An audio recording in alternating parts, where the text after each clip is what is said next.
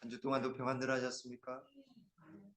안식의 평안이 우리의 마음 가운데 그리고 모든 곳에 우리 김포교회 성도님들 거하시는 모든 곳에 충만히 임하게 되길 간절히 바랍니다. 오늘 제목은 모세와 바로의 첫 대면이라는 제목입니다. 먼저 하나님의 말씀 출애굽기 5장 1절로 23절 중에 출애굽기 5장 22절과 23절을 먼저 읽도록 하겠습니다. 모세가 여호와께 돌아와서 아뢰되 주여 어찌하여 이 백성이 학대를 당하게 하셨나이까? 어찌하여 나를 보내셨나이까? 내가 바로에게 들어가서 주의 이름으로 말한 후로부터 그가 이 백성을 더 학대하며 주께서도 주의 백성을 구원하지 아니하시나이다. 아멘. 사람이 어느 곳에 누군가를 새롭게 만날 때에 어떤 마음일까요? 긴장이 분명히 있을 것입니다. 긴장도 있고 설렘도 있을 것입니다.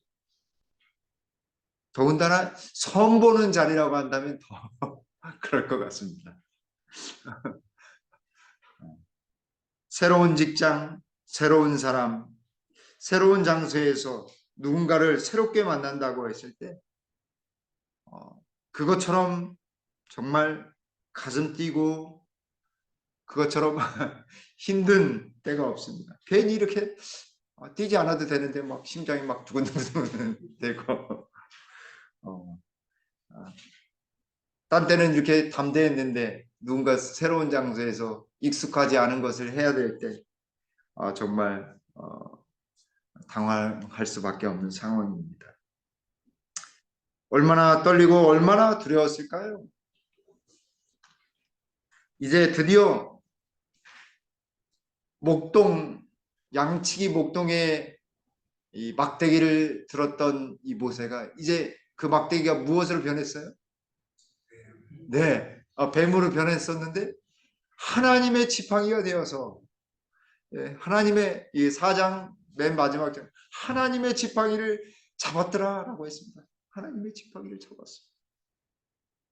물리적으로는 그 막대기 그냥 나무 막대기였지만 하나님이 임재하시고 하나님이 쓰시면 하나님의 지팡이가 되는 것입니다. 그러나 당대의 최고의 국가 권력, 지금의 아마 미국 수준의 그런 강대국, 그 나라의 왕 앞에 선다라고 하면 두려울까요? 두렵지 않을까요? 우리 편집사님 들었겠죠? 목숨이 왔다 갔다. 네, 목숨이 왔다 갔다 할 수, 말 한마디에 그냥 목이 달아날 수도 있는 그런 상황입니다. 그러나 하나님을 의지한 모세와 아론이 두려워했을까요? 분명히 두려워하지 않았을 것입니다. 가라고 명령하셨습니다. 여기 출애굽기 5장 1절로 2절에 그 후에 모세와 아론이 바로에게 가서 이르되 이스라엘의 하나님 여호와께서 이렇게 말씀하시기를 내 백성을 보내라 그리하면 그들이 광야에서 내 앞에 절기를 지킬 것이니라 하셨나이다.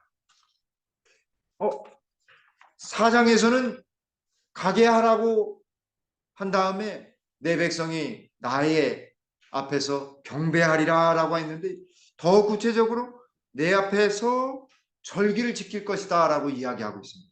왜 절기라는 표현을 썼을까요? 항상 이렇게 말씀을 읽을 때는 의문점을 가지어야 됩니다. 이 절기는 무슨 절기였을까요? 이 유대력의 첫 번째 절기인 6월절. 6월절은 짐승 중에 가장 일련된 수컷 어린 양만 잡아야 됐어요. 누가 돌아가신 것을 상징합니까? 네. 예수님이 돌아가신 것을 상징합니다. 그러니까 다시 시작하면, 다시 말하면 하나님의 기별을 줄 것인데 바로에게 첫 번째 기별은 무슨 기별이었습니까? 예수님에 관련된 십자가에 관련된 기별이었던 것입니다. 절기, 6월절 절기. 그때 어린 양이 죽을 것인데 그 절기를 지켜야 할 것이다 라고 하는 것입니다. 모든 광야에서의 삶을 시작하기 전에 무엇을 만나야 돼요? 십자가를 만나는 것입니다. 어린 양을 경험해야 하는 것입니다. 먹고 피를 흘리고 문 앞에 피를 좌우 임방과 문설주에 피를 발라야 하는 그것을 말하는 것입니다. 그래서 그 기별 속에 십자가의 기별이 담겨져 있는 것입니다. 세천사의 기별 또한 십자가가 담겨져 있을까요? 네, 담겨져 있습니다. 담겨져 있습니다. 그것까지 자세하게 다룰 수는 없지만 담겨져 있습니다. 우리가 교과를 통해서도 아마 맛을 보지 않을까 싶습니다. 어찌되었든 하나님의 백성을 보내라 라고 하는 기별과 함께 하나님 앞에서 절기를 지킬 것이다 라고 했습니다. 우리 집사님 기도 속에서도 우리가 항상 하나님 앞에 하나님의 임재 앞에 선다라고 하는 그 말씀이 정말 정말 감사한 일이기도 하면서 두려운 일이기도 하잖아요. 그렇죠? 우리가 감사가 넘치고 하나님과 온전히 동행한다고 한다면 기쁨이 있을 것입니다. 그렇지 않고 우리가 하나님을 저버리게 되면 하나님도 슬퍼하시고 우리 또한 죄를 범함으로 하나님 뵙기가 정말 죄송스러운 마음뿐일 것입니다. 하나님의 백성을 보내야 하는 두 가지는 하나님의 임재를 경험하고 또한 유월절절기 예수님을 바라보는 예수님을 만나는 경험을 하게 하기 위해서 하나님의 백성을 보내라 하는 것입니다. 그러므로 인생의 이 광야길을 가기 전에 가면서 첫 번째는 우리가 예수님을 만나는 일입니다. 그리고 예수님이 우리를 위해 십자가에 달려 돌아가셨다라고 하는 그 놀라운 사실을 깨닫고 경험하게 되는 거죠. 머리로 깨달을 뿐만 아니라 경험하는 것입니다. 내가 얼마나 죄된지 나를 그렇게 사랑하셔서 돌아가신 그 예수님. 근데 바로는 어때요? 야, 내가 여호와라고 하는 신을 내가 알지도 못해. 누군지도 몰라. 내가 그의 목소리를 듣고 이스라엘을 보겠느냐? 알지도 못하는데 왜 내가 따라야 되느냐? 이렇게 이야기하는 것입니다. 그러니 내가 이스라엘을 보내지 않겠다라고 이야기하는 것입니다. 아마 뚱딴지와 같은 소리라고 이야기했을지도 모르겠습니다. 그러나 바로의 마음 속에는 하나님의 성령께서 먼저 찾아가서 하나님의 백성을 보내라라고 하는 음성을 들려주셨음을 구절선지에 말씀하고 계십니다. 더군다나 뭐라고 하냐면 이 바로의 마음속에 무슨 마음이 있었냐면 자신이 신이라고 하는 자기가 섬기고 있는 신의 아들이라고 하는 그런 것을 자기뿐만 아니라 백성들도 다 아는 사실인데 너희가 여호와라고 하는 그 신을 나에게 이야기해서 내가 보낸다고 하는 건 말이 안 된다라고 하는 것입니다. 리비엔 헤럴드 1886년 11월 2일자에 그대의 이기심이 그대 속에서 승리하도록 그냥 둘 것인가. 주께서 주신 축복을 사랑하되 우상 숭배하듯 함으로 그대는 하나님의 달란트를 낭비하고 그대의 영혼을 잃겠는가. 사실 우리 속에 이기심이 정말 해결돼야 합니다. 왜냐하면 이기심은 항상 누구를 섬기게 만드냐면 자기 자신을 섬기게 만듭니다.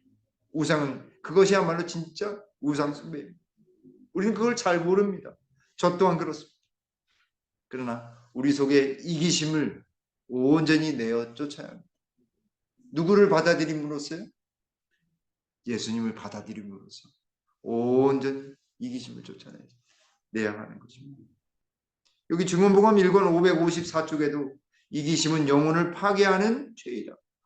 이기심 그게 뭐 나타나지만 않으면 되지 않아요? 전혀 그렇지 않다라고 하는 것입니다. 이기심은 우리의 영혼을 파괴하는 것입니다. 이 제목 아래 우상숭배에 해당되는 탐욕이 속한다. 이기심의 다른 면모가 뭐라고요? 탐욕. 네, 탐욕. 탐하는 마음이에요. 내가 높고자 하는 마음, 내가 갖고자 하는 마음, 내가 비교하는 마음, 남을 헐뜯고자 하는 그런 마음이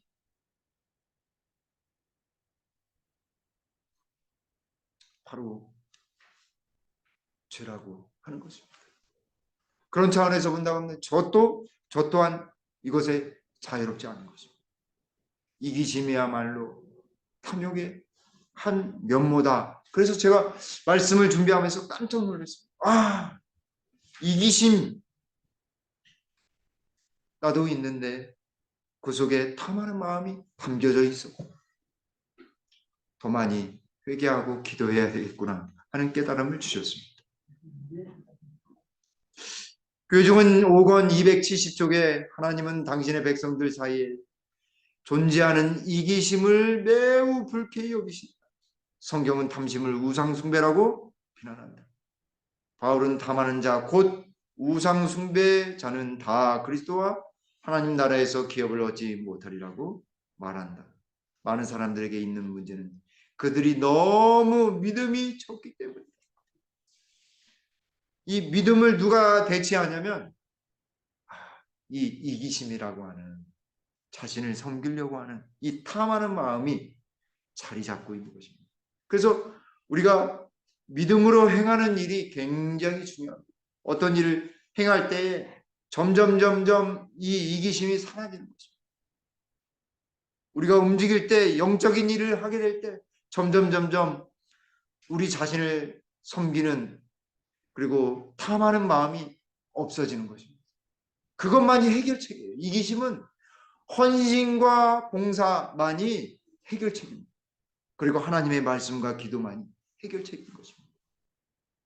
조금 힘드셔도 조금은 좀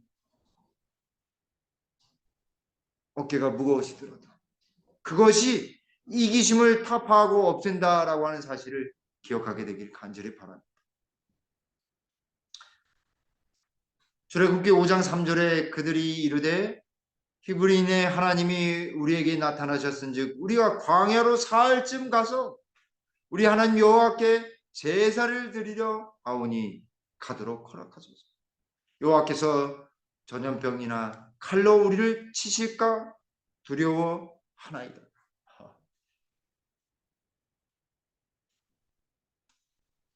하나님께서 전염병과 칼이라는 표현을 쓰셨을까요? 근데 성경에는 처음 등장하는 표현입니다.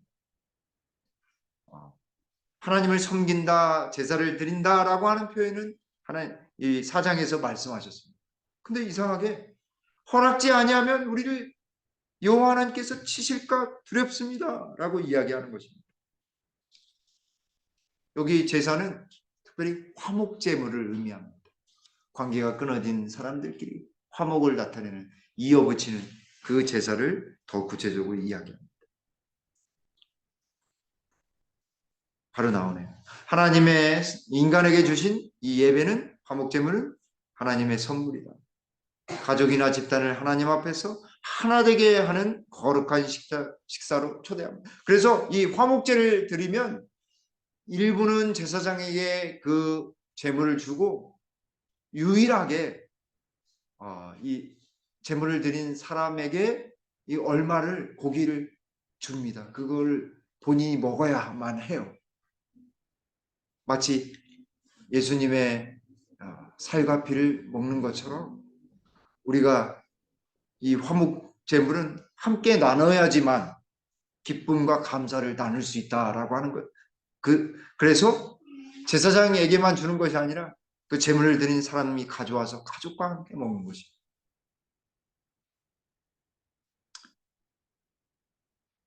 또 한 가지 우리가 살펴볼 것은 여기 전염병과 칼이 왜 나왔을까 하는 것입니다.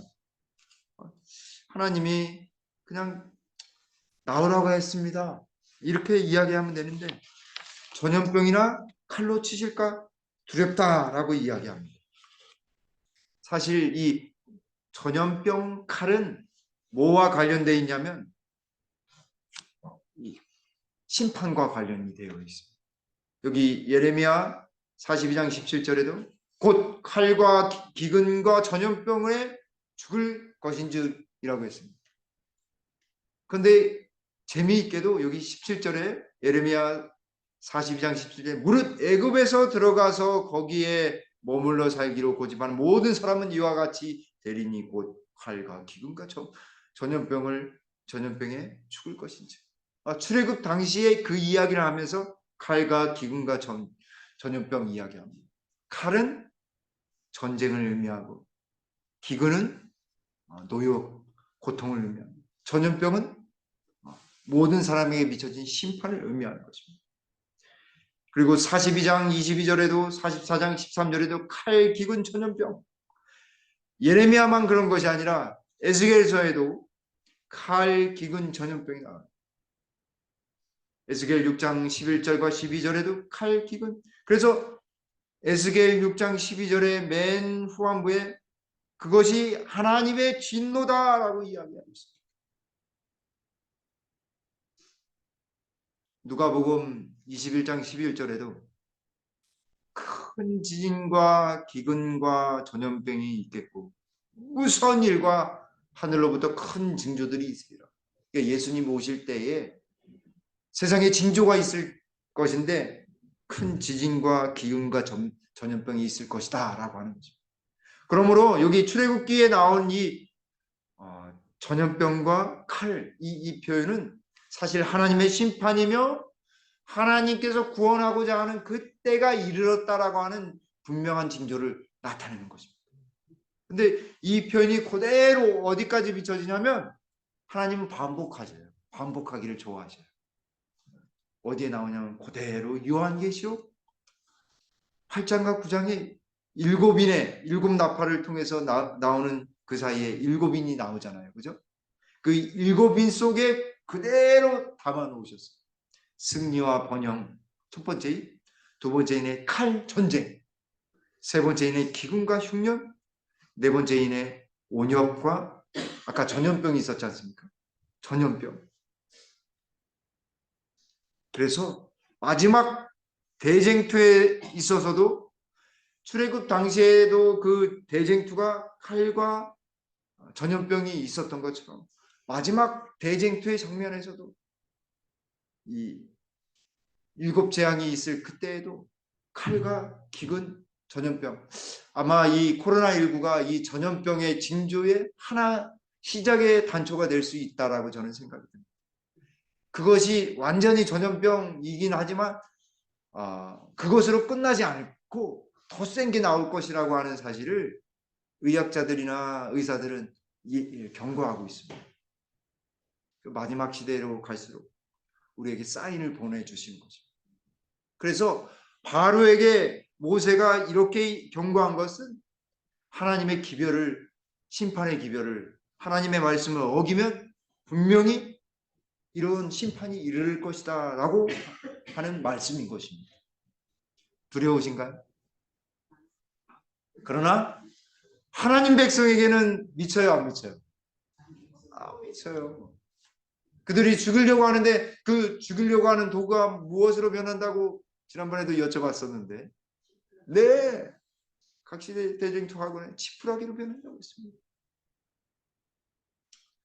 바로의 거절은 모세와 아론을 별로 두렵게 하지 못했다. 왜냐하면 그들은 때가 되면 반드시 당신의 은혜로운 목적을 성취시키고야 말 하나님의 능력을 신뢰하였기 때문에 그들의 마음속에는, 모세와 이 아론의 마음속에는 하나님을 온전히 신뢰하는 마음이 있었기에 바로에게 그 심판의 기별을 온전히 절할 수 있었습니다.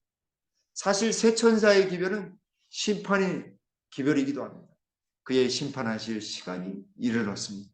경고의 나팔인 것입니다. 그래서 맨 마지막 두 번째 줄에 이스라엘 백성들이 하나님의 명백한 지시에 순종하지 않으면 하나님께서 그 백성을 치실 것이라고 바로에게 설명하였다. 경고의 기별. 당신한테 치는 것이 아니라 우리가 불순종하면 하나님이 치신다. 분명한 사인을 주는 것입니다. 또한 어떤 사인을 또 주셨냐면 안식일과 관련된, 그래서 속박에서 벗어나 노예 생활에서 벗어나서 우리가 안식일을 아직 준수하지 못하고 있는 그 상황 속에서 하나님께 예배한다라고 했을 때 그 예배는 온전한 예배이기에 안식일을 준수하는 것, 것도 포함이 되어 있는 것입니다. 이 맨 마지막 중간서부터 보실까요? 붉은 글씨. 그러나 모세는 하나님을 순종하는 일이 구원의 첫째 조건이라는 것을 백성에게 보여주었다. 안식일 준수를 회복하려는 노력을 압박자들이 알아차렸다. 누가 알려줬을까요? 뒤에서 사단이 알려줬죠. 알려주지 않으려고 해도 사단이 벌써 너무 잘 알기 때문에 그들이 가서 예배드리지 못하도록 막는 것입니다. 안식을 지키지 못하도록 막는 것입니다. 그 마지막 시대에도 어떻습니까? 이 안식일이 분명 문제가 될 것입니다. 안식일을 온전히 지키는 자와 준수하는 자와 그렇지 못한 자들이 딱 구별이 딱 될 것입니다.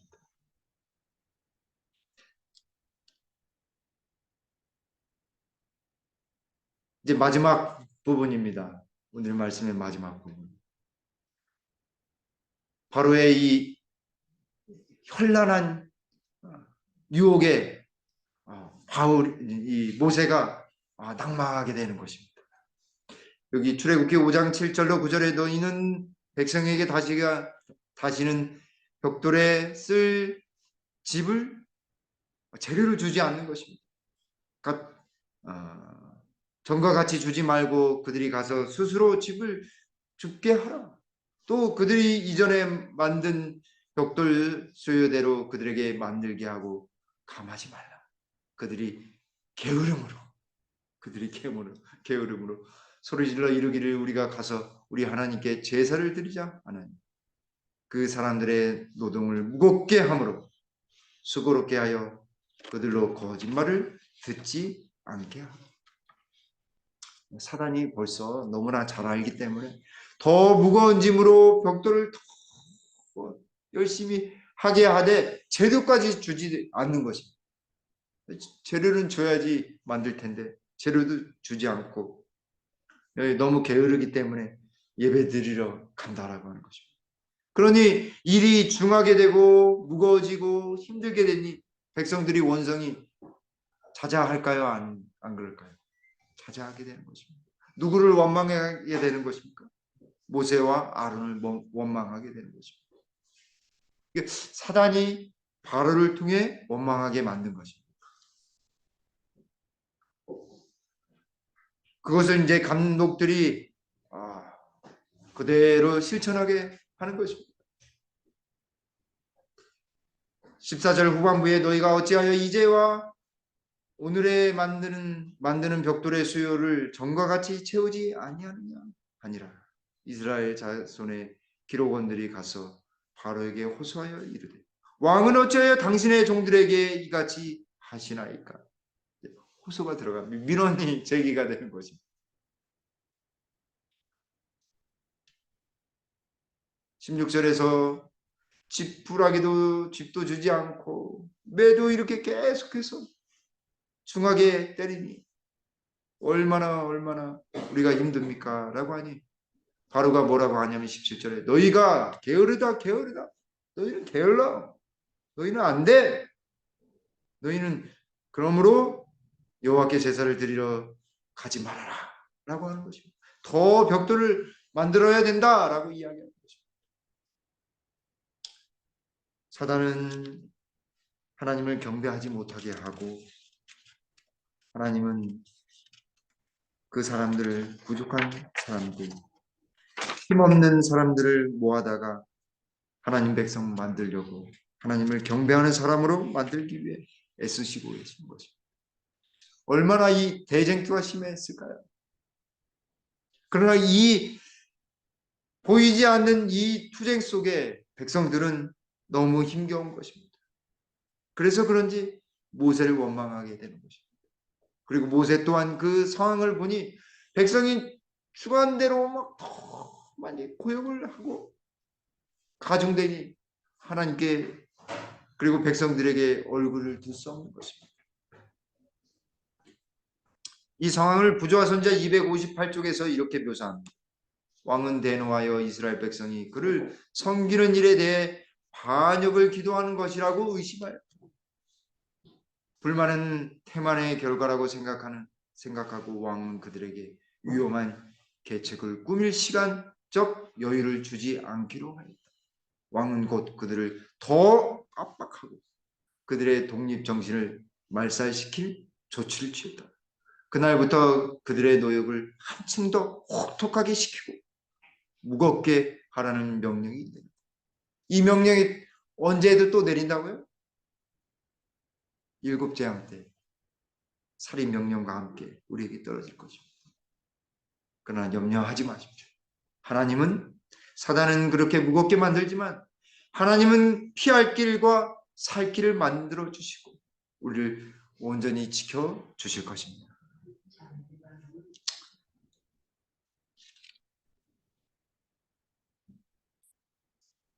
그러자 여기 20절에서 그들이 바로를 떠나 나올 때에 모세와 아론이 길에 서 있는 것을 보고 그들에게 이르되 너희가 우리를 바로의 눈과 그의 신하들의 눈에 미운 것이 되게 하고 그들의 손에 칼을 주어 우리를 죽이게 하는데 여호와는 나를 살피시고 판단하시기를 원하노라라고 이야기하고 있습니다. 이게 무슨 소리냐 하면 여기 살피고 판단한다라고 하는 것은 아론과 모세를 그 일을 한 것, 바로를 만나서 그렇게 요청한 것에 대해 너희가 심판을 받아야만 한다라고 하는 뜻입니다. 그리고 너희가 그들의 손에 칼을 주어서 우리를 죽이게 한다라고 정말 원망 섞인 말을 하는 것입니다. 모세의 마음속에 어떤 마음이 생겼을까요? 백성들이 와서 하나님도 원망하고 자신들도 원망하니 어떤 마음이 들었을까요? 뒤에서 사단은 결국 죽이려 하고 하나님은 끝내 살리려고 하는 이 투쟁을 다 알고 있는 모세의 마음. 그럼에도 불구하고 백성들을 사랑하게 이렇게 하나님께 다시 돌아오는 것입니다. 22절 모세가 여호와께 돌아와서 아뢰되 주여 어찌하여 이 백성이 학대를 당하게 하셨나이까? 어찌하여 나를 보내셨나이까? 내가 바로에게 들어가서 주의 이름으로 말한 후로부터 그가 이 백성을 더 학대하며 주께서도 주의 백성을 구원하지 아니하시나이다. 여러분 고난 속에서 모세는 낭망하거나 그냥 실패하지 않고 누구에게로 돌아왔어요? 네, 하나님께로 여호와께로 돌아왔어. 아뢰되라고 했습니다. 하나님께로 돌아와는 것입니다. 어디에 간다 하더라도 해결책이 없어요. 누구에게 간다 하더라도 해결책이 없어요. 하나님께로 돌아와야 하는 것입니다. 우리가 역경 속에서 고난 속에서 시련 속에서 하나님께로 돌아와야 하는 것입니다.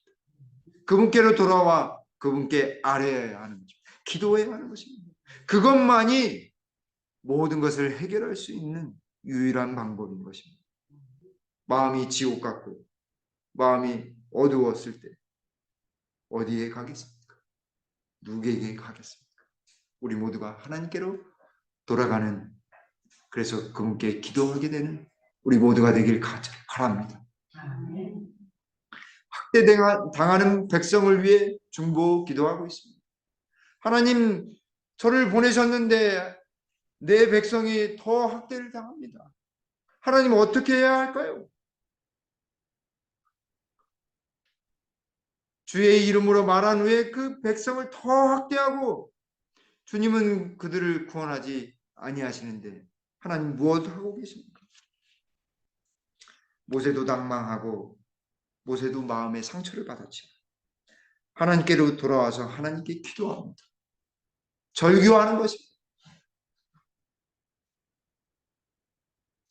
누구를 위한다라고 했을 때 가장 위하는 것이 무엇일까요? 저는 그 중에 하나 가장 그 사람을 위해 가장 마음 깊이 우러나오는 기도가 그 사람에게 가장 필요한 것이 아닐까 이렇게 확신해 봅니다.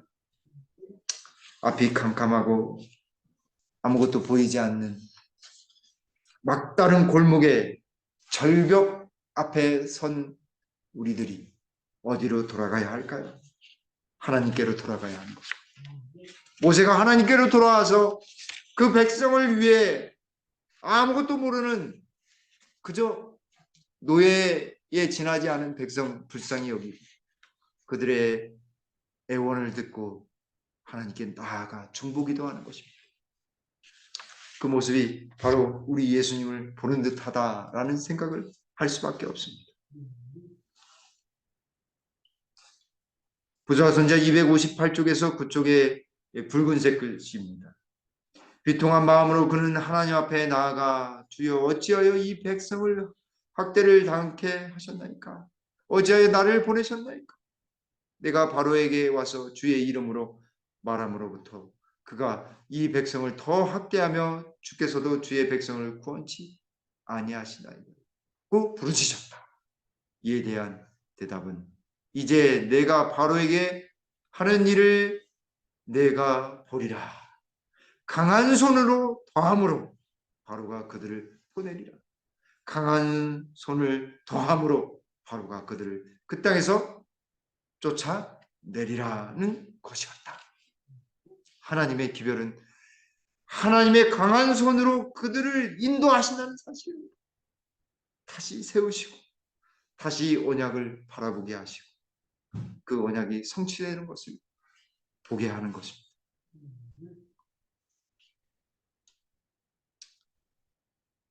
애굽에서 노예 생활을 하던 세월 동안 이스라엘 백성 중에 여호와를 충실히 경배한 사람들이 덜어 있었다. 네, 거의 드물었지만 그래도 하나님을 섬기던 사람들이 있었다 이 말입니다. 맨 마지막 문장입니다. 녹색 글씨 그들은 자기들의 신앙을 숨기지 아니하고 오히려 그들이 예배하는 분은 천지의 창조주시오 유일하시고 참되신 살아계신 하나님이심을 애굽인들에게 선포했다. 하나님이 왜 이스라엘 백성들 노예의 신분을 가지고 있는 그들을 인도하여 주셨냐면 사실은 그 속에 하나님을 믿는 신실한 백성들 때문에 그들을 구하셨다. 저는 확신합니다. 그들 살리시려고 그들을 다 살려보내신 것입니다. 그래서 우리 김포교회 모든 성도님들 신실하게 어디에서나 하나님 앞에 신실하면 하나님은 우리를 통해 역사하신다는 사실을, 구원을 베푸신다는 사실을, 은혜를 베푸신다는 사실을 깨닫게 되길 간절히 바랍니다.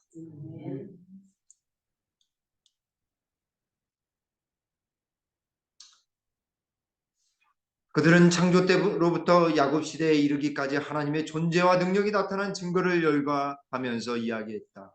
이리하여 애굽 사람들은 히브리 사람들의 종교를 알 수 있는 기회를 갖게 되었다. 그 적은 무리들을 통해서 이스라엘 백성들을 깨우시고 또 누구한테도 하나님의 기별을 외치게 하신 거예요. 애굽 사람들에게, 세상 사람들에게 히브리 사람의 하나님은 이런 하나님이시구나 라고 하는 것을 그들에게 알려주신 것이었습니다. 사랑하는 성도 여러분, 우리의 작은 행동 하나하나, 작은 기도 하나가 다 모여서 하나님 나라를 이루는 일에 초석이 된다는 사실을 기억하게 되길 간절히 바랍니다. 별거 아닌 것처럼 보이지만 그 작은 무리를 통해 하나님이 역사하십니다. 우리의 작은 헌신을 통해 하나님은 큰 일을 이루실 것입니다.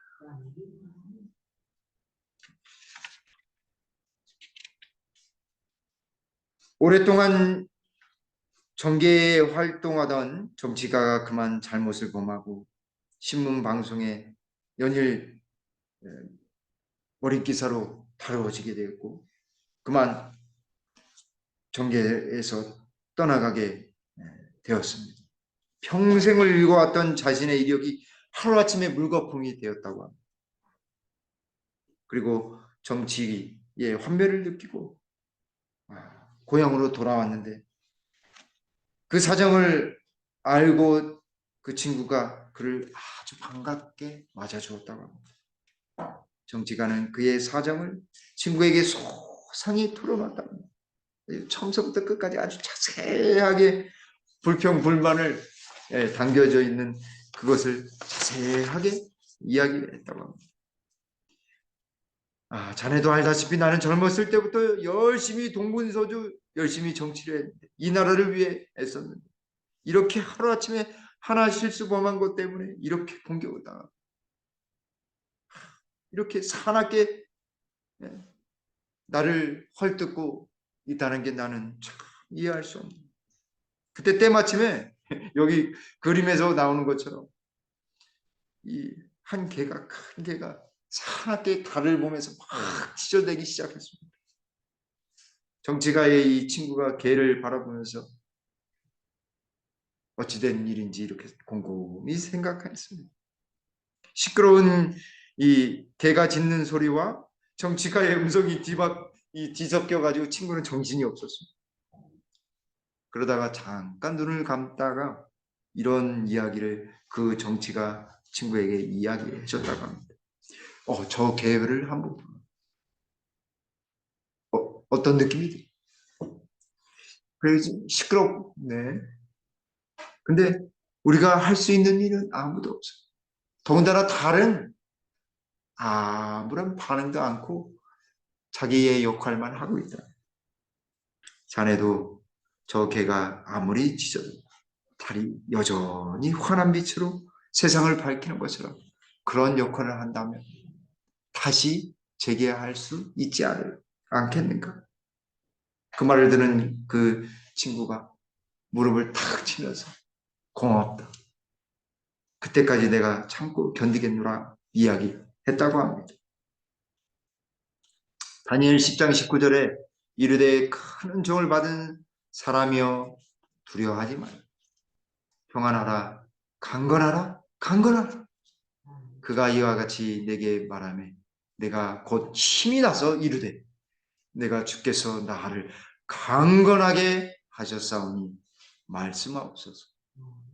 이 말씀이 오늘 우리 마음에 두려움이나 힘듦이나 불안이 있었다고 한다면 다 내어 쫓게 되는, 그래서 마음의 평안함과 강건함이 있는 귀한 안식일 시간 되기를 간절히 바라면서 말씀을 줄이겠습니다. 아버지 하나님, 모세가 하나님 말씀 온전히 전했지만 낭망할 수밖에 없는 그 상황 속에서도 하나님께로 온전히 돌아간 것처럼 우리도 불안과 어두움과 칠흑같이 막다른 골목, 짙은 어둠이 있는 골목 속에서 그리고 절벽 앞에서 우리가 돌아가야 될 곳은 여호와 하나님임을 우리에게 알려주셨사오니 주님 감사합니다. 그분께 나아가 더욱 기도하며 우리의 심령을 토로하는, 그래서 하나님의 능력을 소유하는 귀한 하나님 백성 다들 되도록 주님 인도해 주시옵소서. 모세에게 역사하시고 그에게 힘 주신 것처럼 우리 성도님들에게도 친히 함께 하셔서 하나님의 놀라운 역사를 매 순간마다 날마다 경험하도록 축복해 주시옵기를 우리 구주 예수님의 이름으로 간절히 기도 올리옵나이다. 아멘.